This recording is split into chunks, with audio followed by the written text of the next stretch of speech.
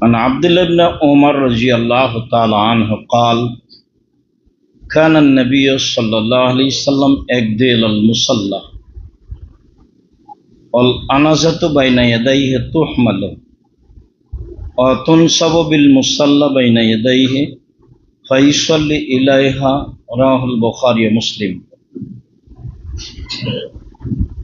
সম্মানিত দ্বীনী ভাই ও বোন, প্রশংসা আল্লাহর জন্য, শান্তি অবতীর্ণ হোক আল্লাহর রাসূলের উপর সাল্লাল্লাহু আলাইহি ওয়াসাল্লাম।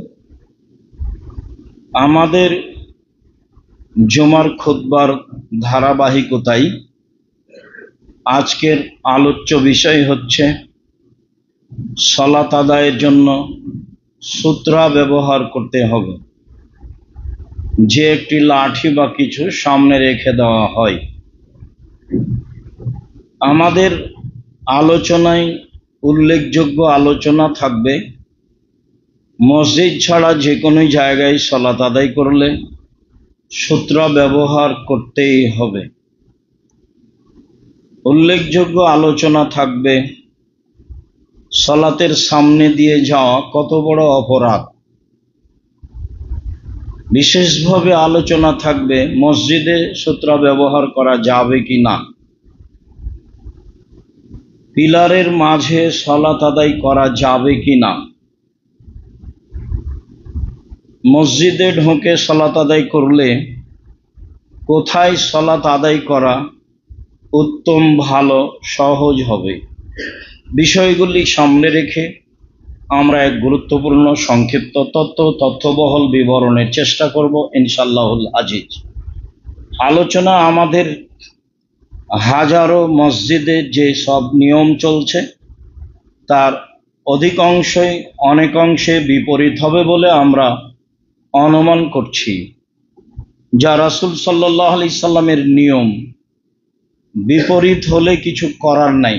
বলছিলাম আল্লাহ তাআলা বলেন ওয়াস্তাঈনু বিস-সাবরি ওয়াস-সালাহ, পৃথিবীর মানুষ তোমরা সালাতের মাধ্যমে আর ধৈর্যের মাধ্যমে আল্লাহর কাছে সাহায্য চাও।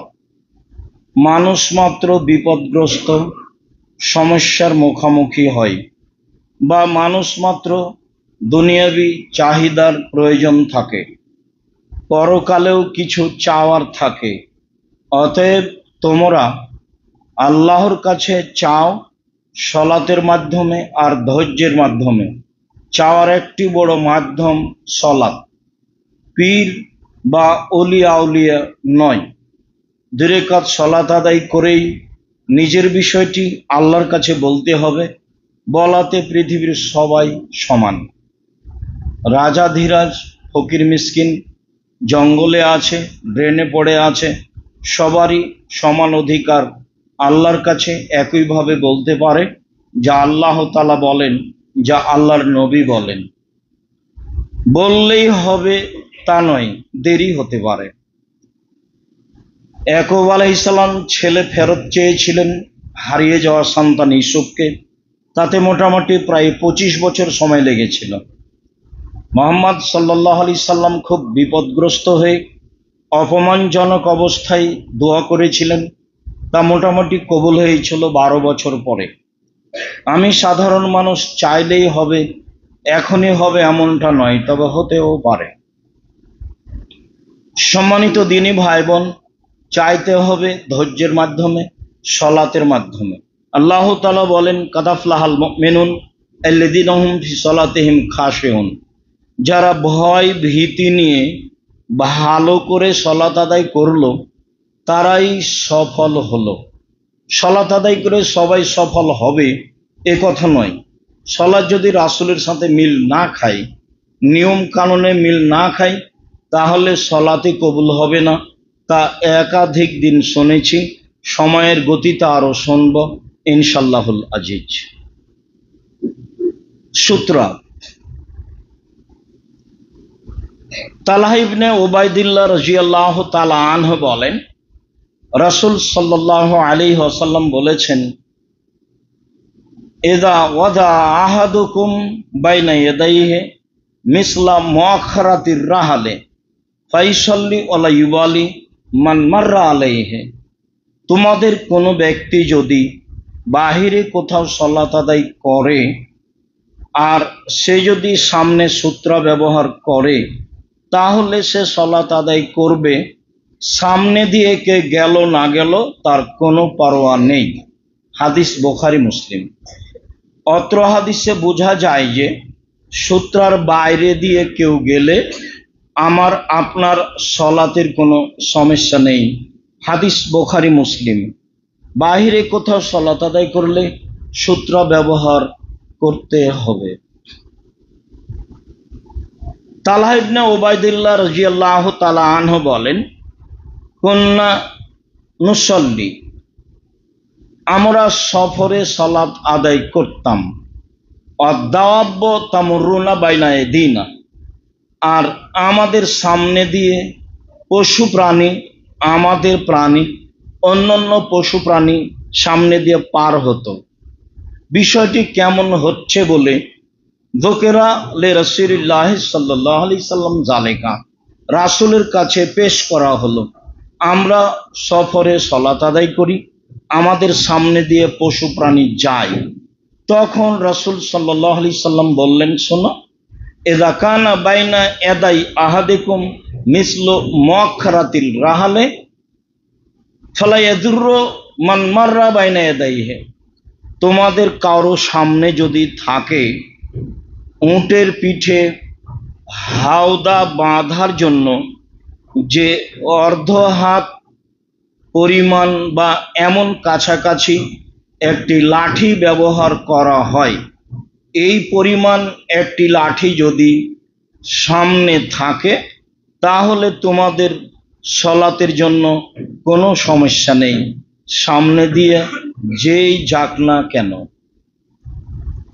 অত্র হাদিসে বোঝা যায় রাসূল সাল্লাল্লাহু আলাইহি সাল্লাম সূত্রা ব্যবহারের জন্য আদেশ করলেন।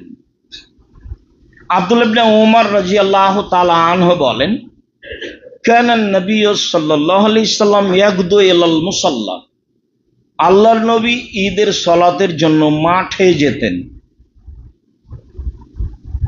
ঈদের সালাতের ব্যাপারে আমরা বলেছি, অনেক বলেছি।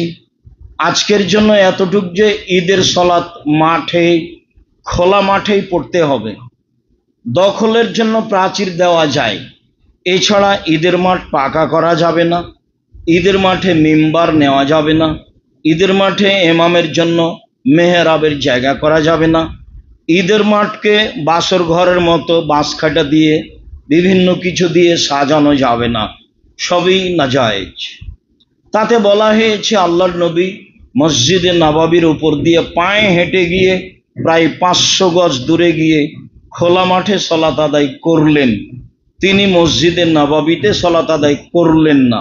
অথচ পৃথিবীতে দ্বিতীয় দামি মসজিদ, যেখানে 2 রাকাত সালাত আদায় করলে, পৃথিবীর যে কোনো জায়গায় 2 রাকাত সালাত আদায় করলে 1000 গুণ বেশি নেকি হবে কাবা ঘর ব্যতীত।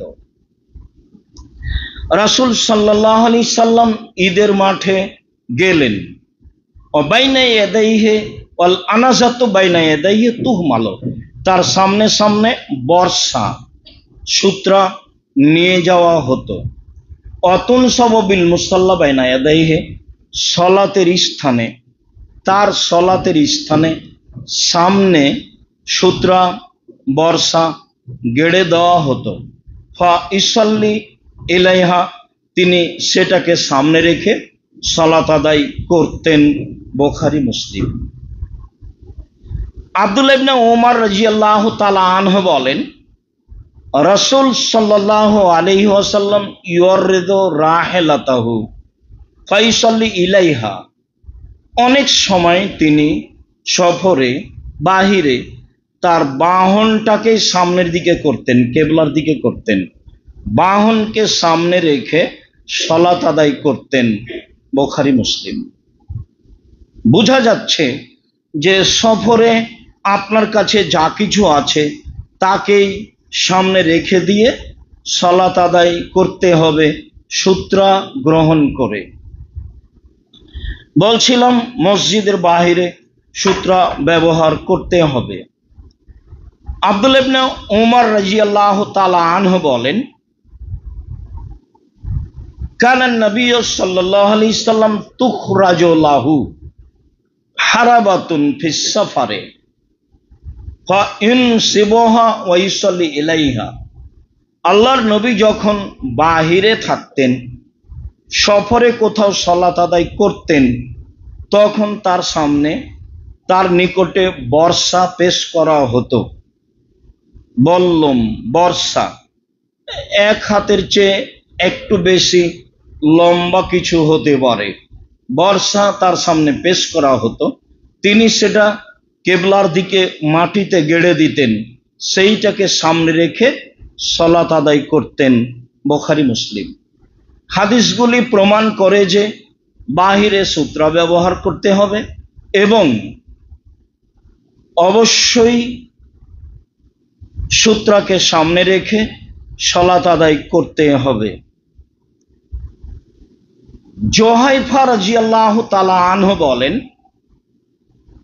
রাআইতুন নবিয়্য সাল্লাল্লাহু আলাইহি ওয়াসাল্লাম বিমাক্কাতা ফিল আবতাহে। আমি আল্লাহর নবীকে মক্কার এরিয়ায় আবতাহ নামক জায়গায় দেখেছি। ফিমাতিন মিন আদামি, চামড়ার তৈরি তাঁবুর ভিতরে। আমি আল্লাহ রাসূলকে দেখেছি কাবা ঘরের নিকটে, মিনা এবং মক্কার মাঝামাঝিতে, খুবই নিকটে।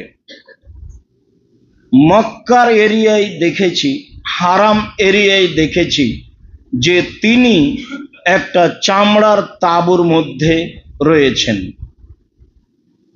ওরাইতু বেলালান আখাজা ওযু রাসূলুল্লাহ সাল্লাল্লাহু আলাইহি সাল্লাম, দেখলাম বেলাল অজুর পানি নিল। ও ইবতাদার নাস দাকাল ওযুয়া, দেখলাম জনগণকে বেলালের অজুর পানির দিকে ছুটে যাচ্ছে।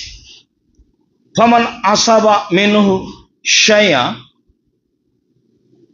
তামাসসাহা বিহি, যারা রাসূলের অজু করার বাকি পানি পেল, তারা বাকি পানি গায়ে হাতে মেখে নিচ্ছে দেখলাম।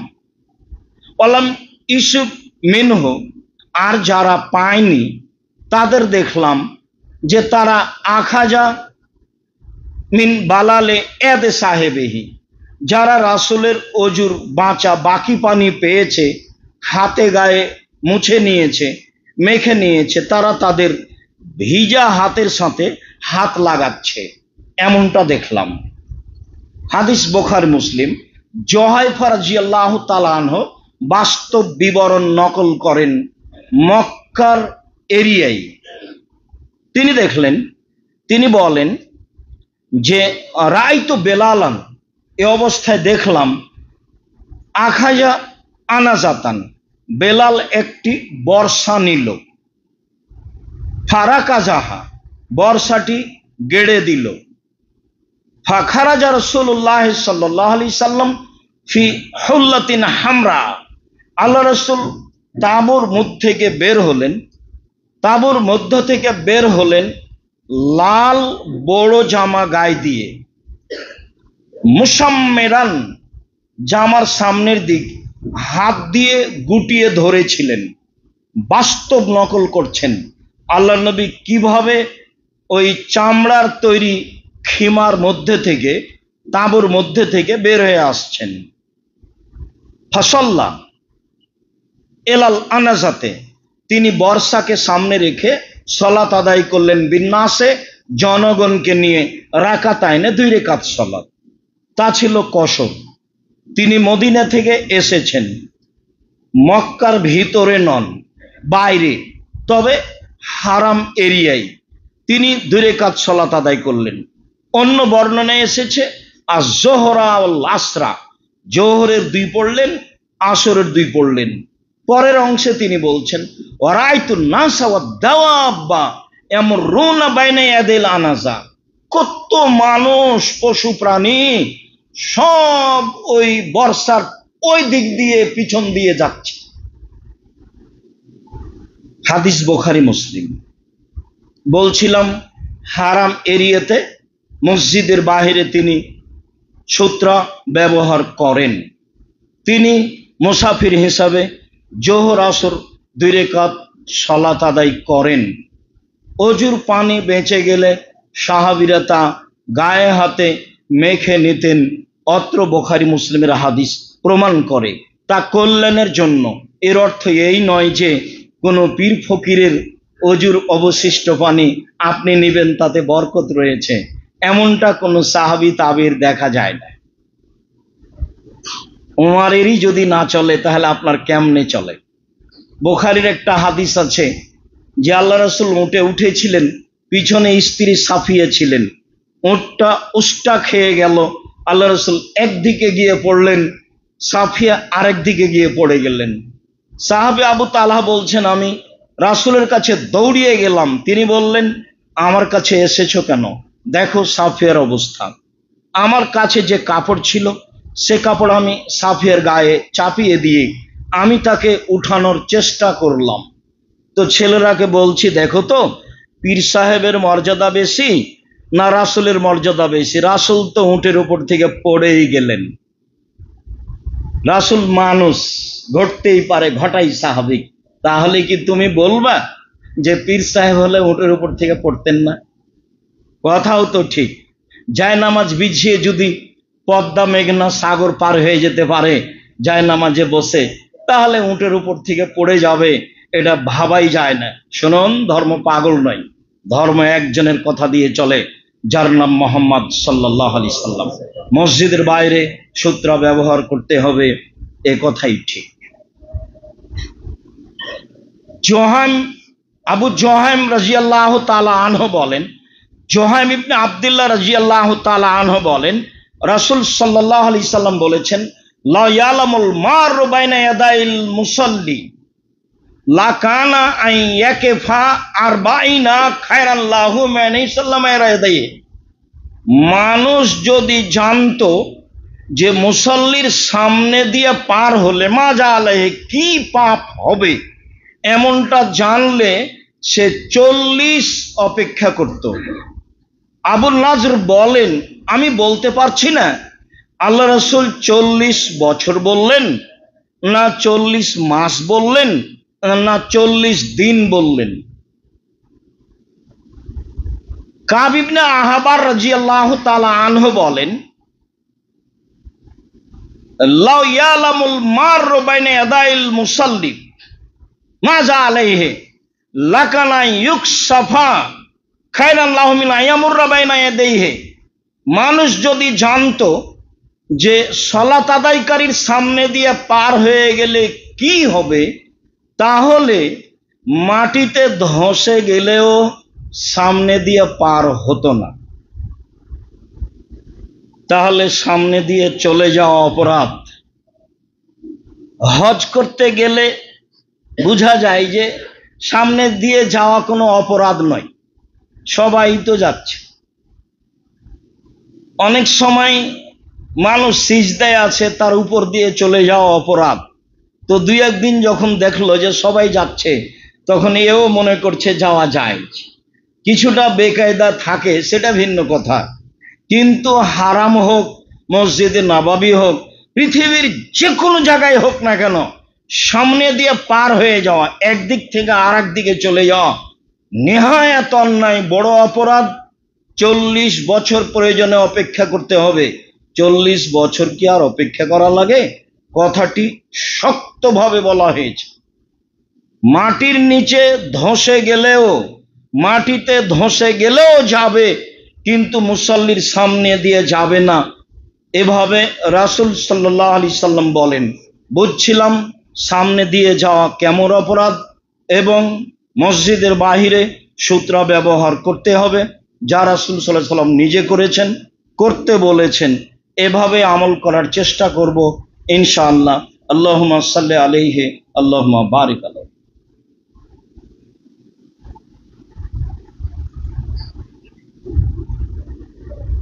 আলহামদুলিল্লাহ ওয়াহদা ওয়াসসালাতু ওয়াসসালামু আলা মান লা নাবিয়্যা বা'দা।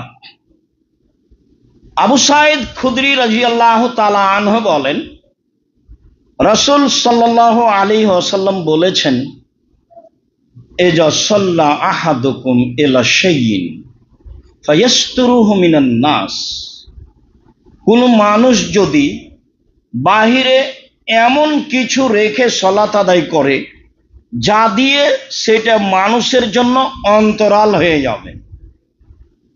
এইবার শাইইন শব্দ আল্লাহ রাসূল ব্যবহার করেছেন, তা কাপড় হোক, তা লাঠি হোক, তা চশমা হোক, তা মোবাইল হোক, তা আরো কিছু হোক, যেটাই হোক না কেন কোনো কিছুকে সূত্রা হিসাবে ব্যবহার করা যায়, এ কথা আল্লাহ রাসূল বলেন।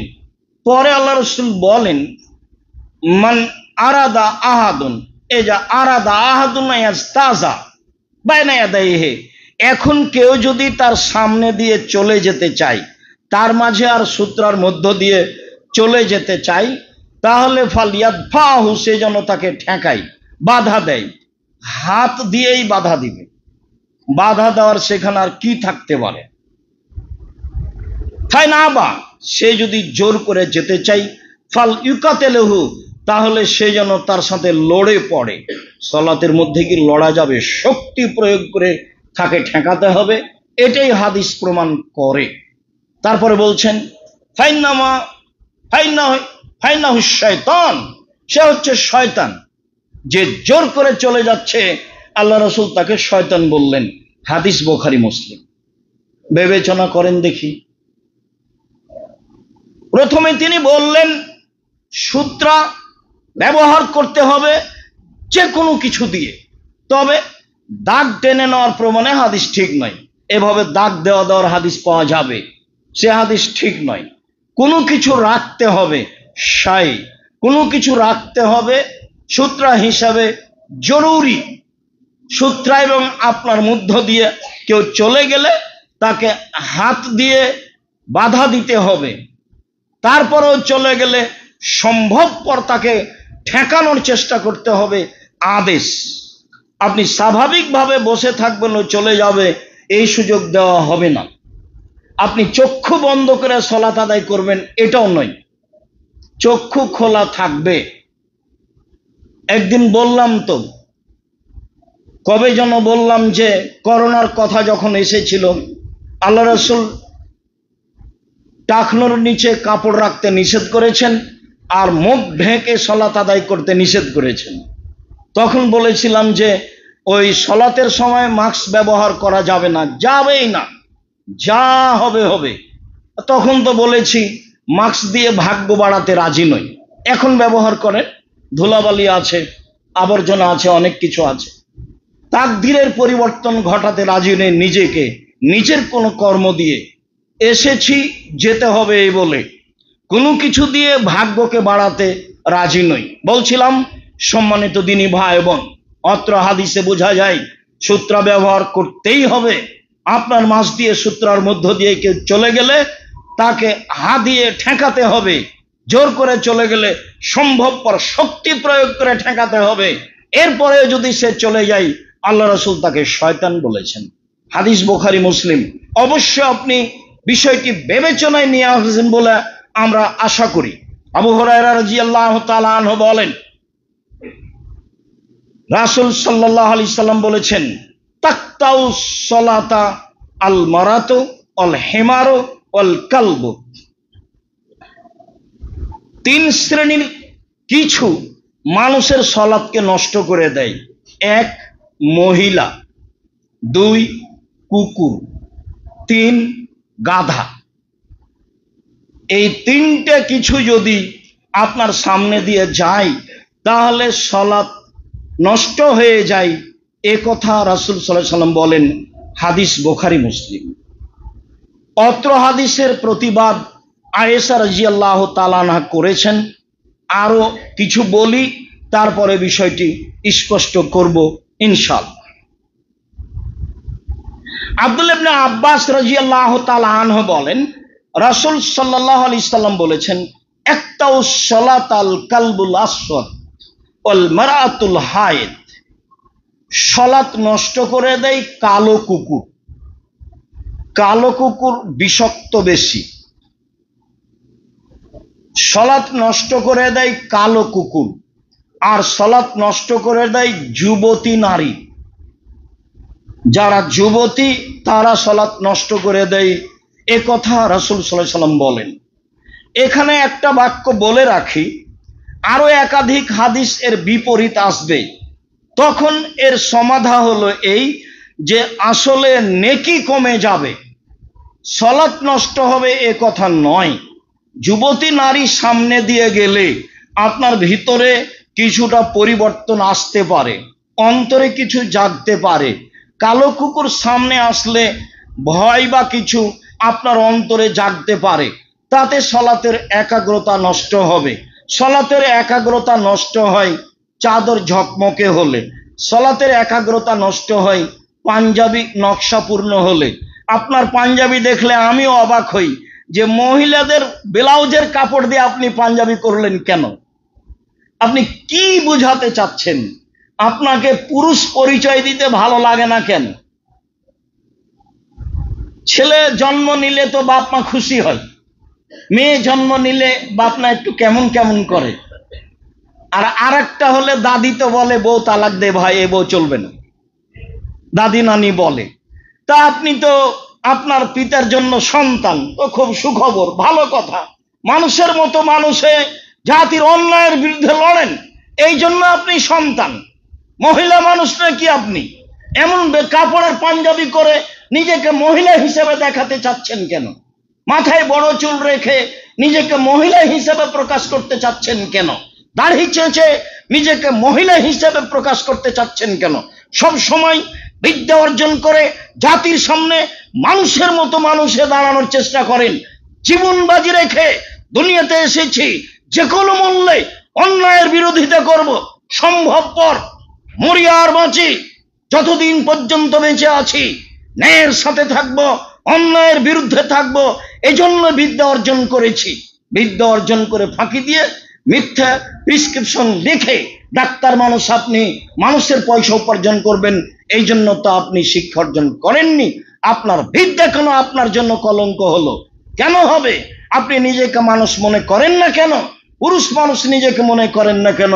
বলছিলাম তিনি ভাই ও বোন, আয়েশা রাদিয়াল্লাহু তাআলা আনহা বলেন, কানা নবী সাল্লাল্লাহু আলাইহি ওয়াসাল্লাম ইসাল্লি মিনাল লাইলি ওয়া না মুতারিজাতুন বাইনা ইয়াদাইহি কাল ইতিরাজিল জানাজা। রাতে আল্লাহ রাসূল সালাত আদায় করতেন, আর আমি তার সামনে আড়াআড়ি হয়ে জানাজার মতো হয়ে শুয়ে থাকতাম। জানাজা পড়ায় তখন আড়াআড়ি থাকে না সামনে, আমি আল্লাহ রাসূলের সামনে আড়াআড়ি অবস্থায় শুয়ে আছি, তিনি সালাত আদায় করছেন। এটা বুখারী মুসলিমের হাদিস। আগেরটা বুখারী মুসলিমের হাদিস যে মহিলা সামনে দিয়ে পার হলে সালাত নষ্ট হয়ে যাবে, কুকুর গাধা সামনে দিয়ে পার হলে সালাত নষ্ট হয়ে যাবে। আয়েশা রাদিয়াল্লাহু তাআলা আনহা বলেন, কুনতু আনামু বাইনা ইয়াদাই রাসূলিল্লাহ সাল্লাল্লাহু আলাইহি সাল্লাম ওয়া রিজলায়া ফি কিবলাতিহি। আল্লাহ রাসূলের সামনে আমি আড়াআড়ি শুয়ে থাকতাম, আল্লাহ রাসূলের সামনে আমি কিবলার দিকে এ করে পূর্ব পশ্চিম হয়ে শুয়ে থাকতাম। এটা আগের হাদিসের বিপরীত। আমার পা দুটি থাকতো তার কিবলার দিকে। তাহলে আগের সওয়াব ভিন্ন, পরের হাদিসের সওয়াব ভিন্ন। আমার পা দুটি আছে তার কিবলার দিকে। ফাইজা সাজাদা গামাজানি, তিনি সিজদায় গেলে আমার পায়ের উপরে আঘাত করতেন।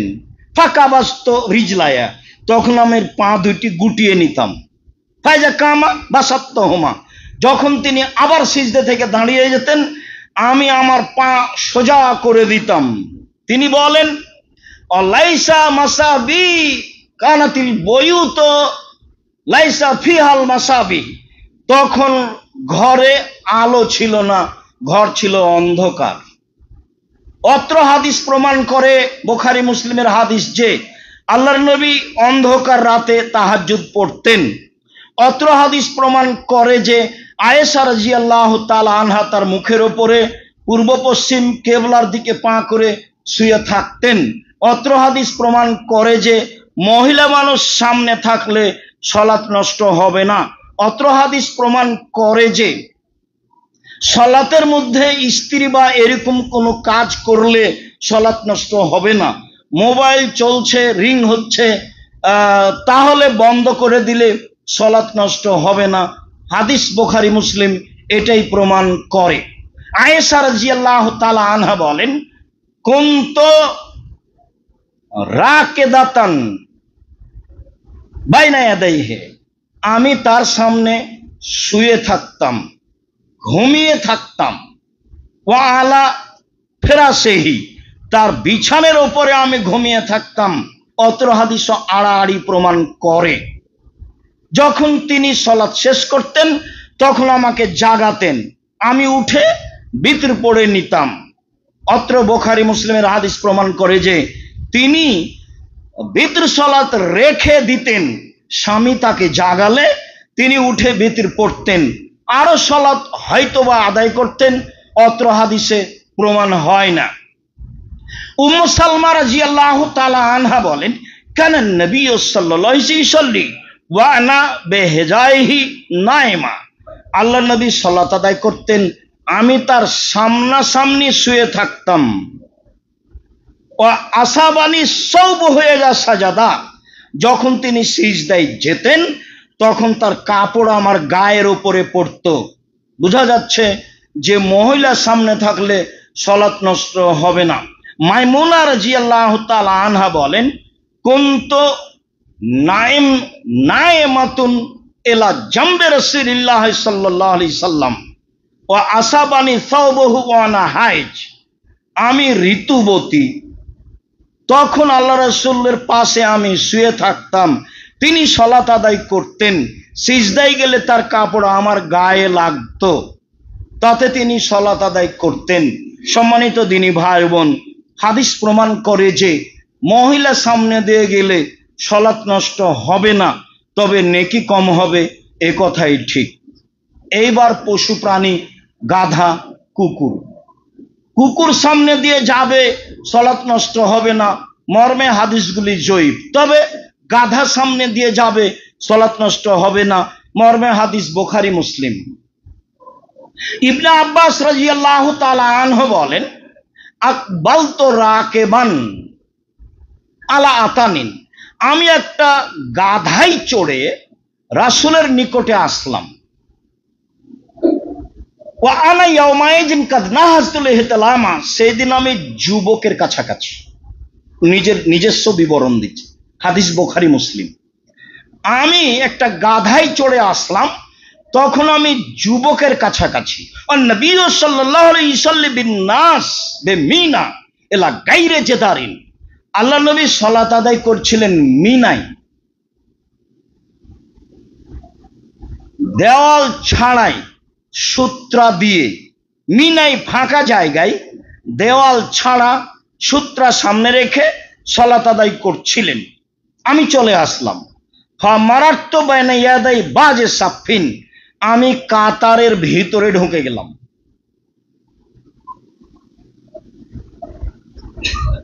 নাজালতু অতারাক্তুল আতানা তারতাও, আমি কাতারের ভিতরে ঢুকে নেমে গেলাম, গাধা ছেড়ে দিলাম, গাধা চড়তে লাগলো।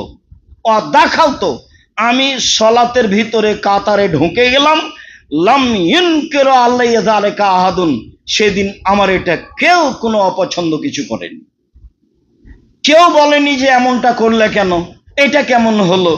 অত্র বুখারী মুসলিমের হাদিস প্রমাণ করে যে গাধা সামনে দিয়ে গেলে সালাতের কোনো সমস্যা হবে না, নেকি কম হবে, হতে পারে, এ কথাই ঠিক। যদিচ অনেকে বলতে চেয়েছে যে আসলে আব্দুল্লাহ ইবনে আব্বাস তখন যুবক হননি, ছোটর অন্তর্ভুক্ত, তবে নিজেই তো তিনি বলছেন আমি তখন যুবকের কাছাকাছি, প্রায় যুবকই, তাহলে গাধা সামনে দিয়ে গেলে কোনো সমস্যা নেই। এইবার উনি যে কাতারের মধ্য দিয়ে হাঁটলেন, তাহলে কি হবে? ইমাম বুখারী অত্র হাদিসকে সামনে রেখে বলতে চাচ্ছেন যে সুত্রাতুল ইমামে মান কানা খালফাহু, সুত্রাতু মান কানা খালফাহু, ইমামি সূত্রা হচ্ছে যারা ইমামের পিছনে আছে তাদের জন্য। অতএব ইমামের সামনে দিয়ে যাওয়া নিষেধ, ইমামের সামনে যে সূত্রা আছে তার বাহির দিয়ে যাওয়া জায়েজ। আর কাতারের ভিতরে ঢুকে চলাচল করাতে কোনো সমস্যা নেই। কেন? কাতারের মুসল্লিদের সূত্রা হচ্ছে ইমাম, কাতারের মুসল্লিদের সূত্রা হচ্ছে ইমাম। লাইনে যারা আছে, যত লাইন আছে, সবার সূত্রা হচ্ছেন ইমাম। তাহলে ইমাম এবং পরের যে লাইন আছে এই ভিতর দিয়ে যাওয়া হবে না।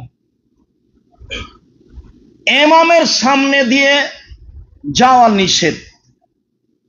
যেহেতু সব মুসল্লির সূত্রা হচ্ছেন ইমাম, আর ইমামের সূত্রা সামনে আছে, কাজেই কাতারের ভিতর দিয়ে ঢুকে কোনো সমস্যা, আপনার কারেন্টের কোনো সমস্যা হচ্ছে, যে কোনো মুসল্লি ভিতরে ঢুকে সেইটা বন্ধ করতে পারে, কোনো কাজ করতে পারে, লাইট অফ করতে পারে, তবে ইমামের সামনে দিয়ে যেতে পাবে না। সে ওদিক দিয়ে ঢুকে কোনো কাজ করতে পারে, এদিক দিয়ে ঢুকে কোনো কাজ করতে পারে, কাতারের মধ্যে দিয়ে ঢুকতে পারে। হাদিস বুখারী মুসলিম। এবার চলে আসি, ইমামের সামনে সূত্রা কত দূরে থাকবে। এখন যা আসছে তা অতীব জরুরি।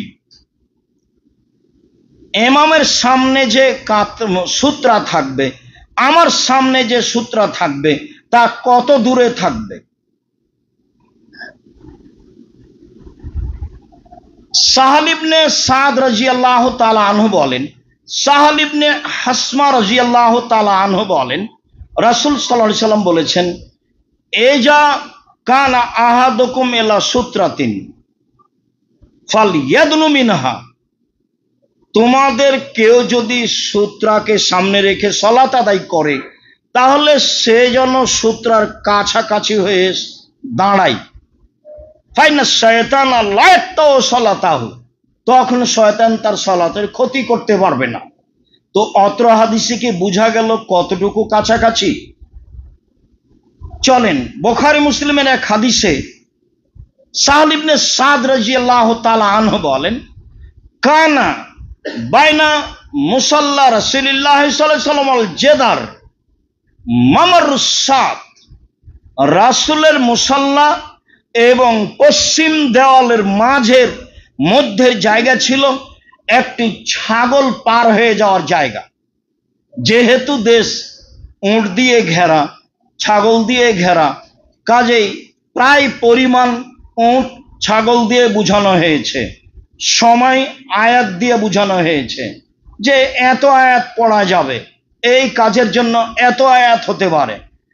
রাসূল সাল্লাল্লাহু আলাইহি ওয়াসাল্লামের সূত্রা ছিল, সলাতের জায়গা ছিল, যখন তিনি দাঁড়িয়েছেন পশ্চিম দেওয়ালের সামনে, তখন তার মুসাল্লা এবং পশ্চিম দেওয়ালের মাঝে একটা ছাগল পার হতে পারবে এরকম একটা জায়গা ছিল।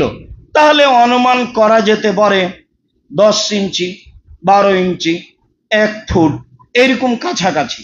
অবশ্যই আবার কথা নকল করবেন না যে আব্দুর রাজ্জাক সাহেব বলেছেন 1 ফুট, আমি তা বলিনি। আমি বলছি অনুমান করা যেতে পারে একটা ছাগল পার হয়ে যাবে এইরকম। আপনার যখন সিজদা থাকবে, মাথা মাটিতে লেগে থাকবে, তখন সূত্রা এবং আপনার মাথার মধ্যে যে ফাঁকা জায়গা থাকবে একটা ছাগল পার হতে পারবে। হাদিস বুখারী মুসলিম। এবার আমি আর আপনি বিবেচনা করি আমার সূত্রাটা আমার থেকে কত দূরে আমি পুঁতে দিব, গেড়ে দিব। এই হিসাব করে আপনি সূত্রটা রাখবেন, এই হিসাব করে আপনি চেয়ারটা রাখবেন, এই হিসাব করে আপনার খাতা কলম, চশমা, মোবাইল যেটা আপনি সূত্রা হিসেবে ব্যবহার করবেন সেইটা রাখবেন। সম্মানিত দ্বীনি ভাই ও বোন, এবার চলেন মসজিদে পিলারের ভিতরে সালাত আদায় করা যায় কি না। আনাস রাদিয়াল্লাহু তাআলা আনহু বলেন, রাআইতু কিবারা আসহাবে রাসূলিল্লাহ সাল্লাল্লাহু আলাইহি সাল্লাম ইয়াবতাদিরুনা ইলা সাওয়ারি বিল মাগরিবে, আমি দেখেছি বড় বড় সাহাবীকে মসজিদে তারা মাগরিবের সালাতে দৌড়িয়ে পিলারের দিকে যেতেন। মসজিদের পিলার যেখানে আছে, পিলারকে সামনে রেখে সালাত আদায় করতেন। তাহলে পিলারকে সামনে রেখে সালাত আদায় করতেন, কেউ মসজিদে সূত্র ব্যবহার করে সালাত আদায় করতেন, এইটা প্রমাণ হয় না বুখারী মুসলিম। আনাস রাদিয়াল্লাহু তাআলা আনহু বলেন, কুনতু বিল মদিনা ফাইদা আযানাল মুআদ্দিনু ইবতাদারুস সাওয়ারিয়া, আমি ছিলাম মসজিদে নববীতে, মুয়াজ্জিন আজান দিল লে সলাতিল মাগরিবে, মাগরিবের সলাতের জন্য। আমি মসজিদে নববীতে ছিলাম, মাগরিবের সলাতের জন্য মুয়াজ্জিন আজান দিল, দেখলাম আজান হওয়ার সাথে সাথে মানুষ দৌড়িয়ে পিলারের দিকে যাচ্ছে। ফারাকা ও রাকাতাইনে, সবাই 2 রাকাত করে সালাত আদায় করলো। মনে হলো আন্না রাজুলাল গরীব লা ইয়াদখুলুল মসজিদা, হঠাৎ যদি অপরিচিত মানুষ এখন মসজিদে ঢোকে, লা ইয়াহসাবু, তাহলে মনে করবে যে আন্না সালাতাকাত সুল্লিয়াত, সালাত হয়ে গেছে, তাই মনে হয় মাগরিবের পরের সুন্নাত পড়ছে। এত মানুষ সুন্নাত পড়ে মাগরিবের সালাতের পূর্বে, মানুষ ভাববে হঠাৎ যদি অপরিচিত মানুষ বাহির থেকে এখন মসজিদে ঢোকে, তাহলে ভাববে সালাত হয়ে গেছে, তাই মানুষ এখন মাগরিবের পলার সুন্নাত পড়ছে। মিন কাসরাতে মাই ইসাল্লিহিমা, মাগরিবের সালাতের পূর্বে এত মানুষ মাগরিবের সুন্নাত পড়ছে যে হঠাৎ মানুষ যদি মসজিদে ঢোকে তাহলে মনে করবে যে ফরজ সালাত হয়ে গেছে, এখন মাগরিবের পরের যে সুন্নাত সেটা পড়তে হবে। আপনার তো দেওয়ালে লেখা আছে লাল বাতিতে সালাত হবে না, মানে প্রত্যেক জায়গাতে ধর্মকে এমন ভাবে আঘাত করা হয়েছে যা হিসাবের বাইরে, হিসাবই আনতে পারবেন না আপনি। আল্লাহ রাসূল বলছেন, বাইনা কুল্লে সালাত বাইনা কুল্লে আযান এনে সালাতুন, বাইনা কুল্লে আযান এনে সালাতুন, বাইনা কুল্লে আযান এনে সালাতুন লিমান শাফ সালিসা। 2 আযানের মাঝে সালাত আছে, আযান এবং ইকামাতের মাঝে সালাত আছে, আযান এবং ইকামাতের মাঝে সালাত আছে। অত্র হাদিস প্রমাণ করে যে আযান এবং ইকামাতের মাঝে, অর্থাৎ মাগরিবের সালাতের পূর্বে 2 রাকাত সুন্নাত পড়া ভালো। অত্র হাদিস প্রমাণ করে যে হাজারো লাখো সাহাবী মাগরিবের ফরজের পূর্বে 2 রাকাত সুন্নাত পড়তেন। অত্র হাদিস প্রমাণ করে যে বড় বড় সাহাবী মসজিদে ঢুকে আজান, মাগরিবের আজানের পরপরই তারা একে পিলারকে সামনে রেখে 2 রাকাত সালাত আদায় করতেন। রা উমর রাদিয়াল্লাহু তাআলা রাজুলান ইসাল্লি ইলা সারিয়াতিন, দেখলেন ইসাল্লি বিল মাগরিব, উমর দেখলেন একটা লোক মসজিদে মাগরিবের সুন্নাত পড়ছেন। ফাদনাহু ইলা সারিয়াতিন, তিনি তাকে ধরে পিলারের পাশে করে দিলেন। ফাকালা সাল্লি ইলাইহা, এখন তুমি এখানে সালাত আদায় করো। সম্মানিত দিনী ভাই বোন, জরুরি যে এক অভিনব কায়দায়, এক ভিন্ন পদ্ধতিতে মসজিদে সূত্রা ব্যবহার করা হচ্ছে, যা জায়েজ নয়। অবাক দৃশ্য যে একজন আর একজনের সামনে সূত্রা রেখে চলে যাচ্ছে। এত সূত্রা সংখ্যা বেশি হওয়া শুরু হয়েছে, মসজিদ সূত্রার কাঠ দিয়ে ভর্তি হয়ে যাবে। আমি আমার দীর্ঘ লম্বা অভিজ্ঞতার কথা বলছি, তবে আমি মানুষ। মসজিদে সূত্রা ব্যবহার করতে হবে এমন কোনো হাদিস আমার অবগতিতে নেই। লম্বা তদন্ত অভিজ্ঞতা নিয়ে বলছি, তবে আমি মানুষ। মসজিদে সূত্রা ব্যবহার করা যাবে না। অভিনব এক ভিন্ন কায়দায় একজন আর একজনের সামনে সূত্রা রেখে চলে যাবে, তা জায়েজ নয়। উল্লেখ্য যে হাজারো মসজিদে ঢাকা শহরেই পিলারের মধ্যে কাতার হচ্ছে, পিলারের মধ্যে সালাত আদায় করা যাবে না, কাতার নাজায়েজ। হাজারো মসজিদে আপনি লক্ষ্য করবেন যে ওই বক্স রেখেছে, জুতা রাখা বক্স রেখেছে আপনার পূর্ব পশ্চিম ভাবে, কাতারকে বিচ্ছিন্ন করে। কিছু বক্স আছে, কিছু ফাঁকা, কিছু বক্স আছে, কিছু ফাঁকা। এই ফাঁকা ফাঁকা জায়গায় মানুষ দাঁড়াচ্ছে আর বক্স দিয়ে ঘেরা আছে, এইটা জায়েজ নয়। এই জন্য যে পিলারের মাঝে সলাৎ জায়েজ নয়, কাতারে বিচ্ছিন্নতা আসবে, এই জন্য এভাবে বক্স রাখা না জায়েজ। বক্স রাখবেন রাখেন, গোটা এক লম্বা রেখে দিন বক্স, সামান্য মানুষ যাওয়ার জায়গা রাখেন।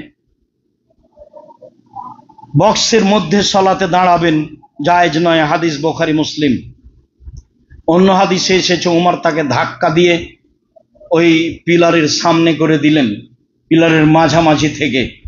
উল্লেখ্য যে সম্মানিত দিনী ভাই বোন, মসজিদে সূত্রা ব্যবহার করা যাবে না, বাইরে সূত্রা দিয়েই সলাত আদায় করতে হবে। সম্মানিত দিনী ভাই বোন, ইমামই হচ্ছে মুক্তাদিদের সূত্রা। কাতারের ভিতর দিয়ে মানুষ যাতায়াত করলে কোনো সমস্যা হয় না। উল্লেখ্য যে মুসল্লির সামনে দিয়ে যাওয়া মহাপাপ, 40 বছর প্রয়োজনে দাঁড়াতে হবে, এটাই সারমর্ম বুঝায়। প্রয়োজনে মাটিতে ধসে যাবে, এটাই প্রমাণ বুঝায়।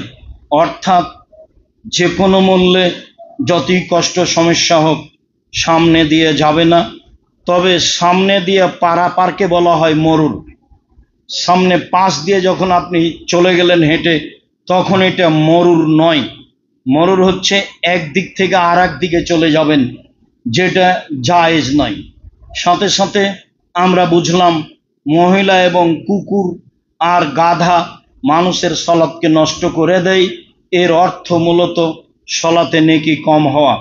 সম্মানিত দিনী ভাই বোন, অবশ্যই এই আলোচনা গুরুত্ব সহকারে গ্রহণ করবেন।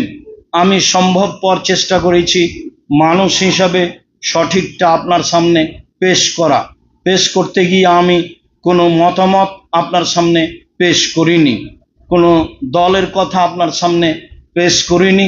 আমি সম্ভবপর চেষ্টা করেছি রাসূল সাল্লাল্লাহু আলাইহি সাল্লামের যেটা সিদ্ধান্ত সেটাই। তাতে বলেছি কাবা ঘরে রাসূল সূত্রা ব্যবহার করেননি, মসজিদে রাসূল সাল্লাল্লাহু আলাইহি সাল্লাম সূত্রা ব্যবহার করেননি, সাহাবীগণ করেননি। মসজিদে সূত্রা ব্যবহার করা যাবে না। আপনি নিজের সতর্কতার জন্য পশ্চিম দেওয়ালের পাশে গিয়ে সলাত আদায় করেন, নিজের সতর্কতার জন্য পিলারকে সামনে রেখে সলাত আদায় করেন। অবশ্যই পিলারের মাঝে কাতার বাতিল, পিলারের মাঝে সলাত আদায় করা যাবে না। আরেকটা কথা মাথায় বারবার জাগছে, সেটা হলো এই যে যখন ইমামের জন্য সামনে সম্পূর্ণ যাওয়ার জন্য ব্যবস্থা থাকে না, তখন ইমাম 2-4 আঙ্গুল সামনে দাঁড়িয়ে থাকেন আর বাকি মুক্তাদিরা তার পায়ের আঙ্গুল থেকে 4-5 আঙ্গুল পিছে দাঁড়িয়ে থাকেন। এটা জায়েজ নয়। যখন সম্পূর্ণ সামনে জায়গা আছে সম্পূর্ণ সামনে যাবে, যখন সামনে জায়গা নেই তখন ইমাম মুক্তাদি একসাথে থাকবে। 4-6 আঙ্গুল আগে ইমাম দাঁড়াবে, এর প্রমাণে কোনো হাদিস নেই। ইসলামের বহু অংশ রূপকভাবে চলছে, তার রূপকভাবে এই অংশগুলি চলছে মর্মে আমি আমার সকল দিনী ভাই বোনকে বিশেষভাবে দৃষ্টি রেখে সহিহ হাদিসের প্রতি আমল করার অনুরোধ জানাচ্ছি। মর্মে বলছি, আমরা আপনাদেরকে দ্বীনের খিদমত সেবা পেশ করতে চাই আপনাদের সামনে, মুখে কলমে মিডিয়ায় শিক্ষার মাধ্যমে। তাই জামিয়া সালাফিকে আপনাকে অন্তর থেকে ভালোবাসার জন্য আমি অনুরোধ জানাচ্ছি। জামিয়া সালাফের অন্তর্গত যত শিক্ষামূলক ব্যবস্থা আছে, দ্বীনের খিদমতমূলক ব্যবস্থা আছে, আপনি মানুষ হিসাবে সম্ভবপর তাকে মূল্যায়ন করবেন, আমি আশাবাদী। আপনার মূল্যায়নে প্রথম হবে আপনি দোয়া করবেন, যাতে করে জামিয়া সালাফের অন্তর্গত দাওয়া ইলাল্লাহ একবারে টেকনাফ থেকে তেঁতুলিয়া পর্যন্ত প্রত্যেকটা গ্রামে মসজিদ ভিত্তিক মক্তব পরিচালনা হয়। প্রত্যেকের ছেলে মেয়ে যেন ভালো করে কোরআন পড়তে শিখে এবং তার আকীদা যেন সংশোধন হয়, এটাই হলো মৌলিক লক্ষ্য। যার কারণে জীবন বাজি রেখে চেষ্টা করা হচ্ছে। আরো অন্যান্য যেগুলো বিশেষ করে জামিয়া সালাফের প্রতিষ্ঠানগুলি, মসজিদের কাজগুলি। দ্বিতীয় হচ্ছে এই সহযোগিতায় থাকবেন অল্প হলেও। তখন আপনাকে 5 টাকা, 2 টাকা, 1 টাকা দান করতে হবে এটা নয়। আপনার মনটা যেন না বলে যে আমি একবারই কম দিয়েছি, আপনার মনটা যেন বলে আমি কিছু দিয়েছি। আপনি নিজে কষ্ট পান, এটা আমি চাই না। যদিও আপনার ছোট টাকা আমি মূল্যায়ন করি, বড় টাকা আমি মূল্যায়ন করি। আমি মনে করি আপনার ছোট দানটাতে বরকত আছে, আমি এই জন্য মেনে নিই। আমি মনে করি আপনার বড় দানটাতে অনেক কাজ হয়। 519 জন ইয়াতিম খায়, আমি নিজে খাওয়াই না। জামিয়া সালাফের নিজস্ব পয়সা নেই। আপনি সহযোগিতা করেন, সেই সহযোগিতায় এই এতিম ছেলে মেয়েগুলি লালন পালন হয়, যা সহজ স্বাভাবিক নয়। প্রায় 40 লাখ টাকা মাসে বেতন লাগে, যেটা আপনার সহযোগিতায় থাকে। এটা ব্যক্তিগতভাবে সহজ নয়। জামিয়া সালাফে কোনো সংস্থা দিয়ে চলে না, কোনো বিত্তশালী ব্যক্তি দিয়ে চলে না, সরকারের অনুদান দিয়ে চলে না, বৈদেশিক অনুদান দিয়ে চলে না। আপনার আন্তরিক দোয়া আর আপনার সাধারণ দান মর্মে আমি আপনাকে অনুরোধ জানাই, দুনিয়ার যে কোনো সমস্যার মোকাবেলা করার জন্য আপনি দানকে সামনে রাখবেন, আপনার পথ সহজ হবে ইনশাআল্লাহ। আল্লাহ রসুলের বাক্যটা দিন রাত বলছি, মনে রাখবেন, আল ইয়াদুল উলিয়া খায়রু মিন ইয়াদিস সুফলা। দেওয়া হাত ভালো নেওয়া হাতের চেয়ে। কি ভালো! আমার সারা জীবনের সব কাজের জন্য ভালো। বুখারী, মুসলিম। এই কথা বলে আজকের খুতবা শেষ করতে যাচ্ছি। আল্লাহ আমাদের যারা মারা গেছে তুমি তাদের কবরের শাস্তি মাফ করো। আমরা যারা অসুস্থ তুমি তাদের আরোগ্য দান করো।